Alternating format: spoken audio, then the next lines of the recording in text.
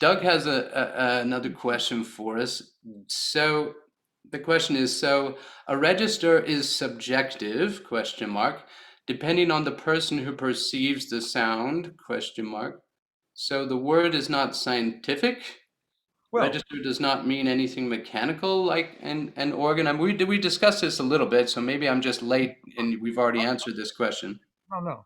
So registers are defined with two main characteristics. It is a stretch of range that is homogeneous in timbre. That's a perceptual characteristic Yes. because timbre is evaluated by perception, created by the same mechanical principle. There's the physical piece. Forever, we assumed that if you change the mechanics of the larynx, that would change the mechanics of the timbral components of the output. And timbre is primarily made out of the relative strength of the harmonics of the sound. You have the set of harmonics per pitch, and timbre is made out of the blend of the relative intensities of those harmonics.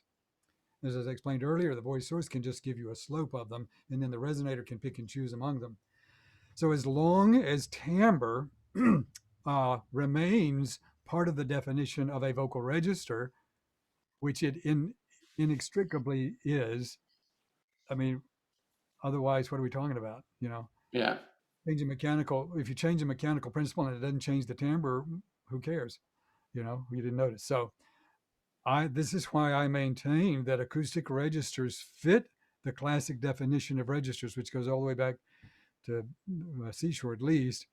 It's a range segment of similar color created by the same mechanism that is distinct from another range segment of a different color created by a different mechanism. We assumed it was a different laryngeal mechanism. I'm telling you that mechanism is acoustic relationship.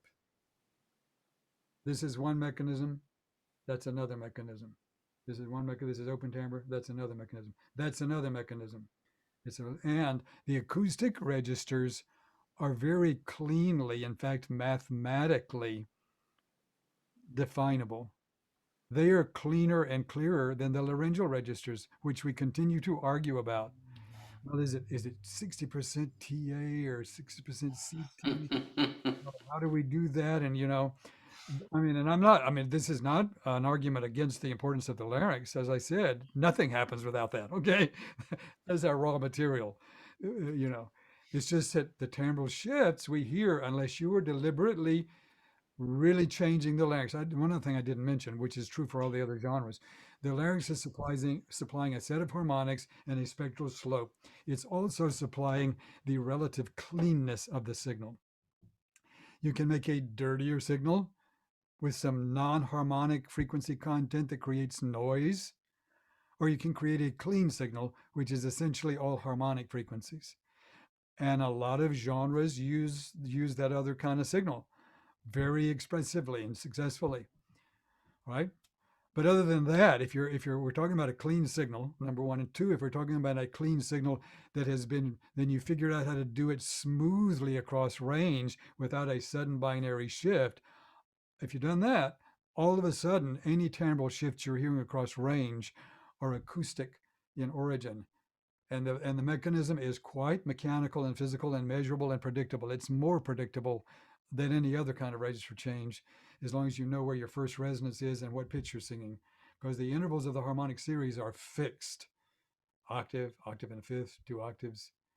You can predict it completely. So Yeah, it's that's and it, considered scientific, but the perception piece, how you hear the shift, uh, is that science? Well, there are scientific studies on perception, but it's a trickier science.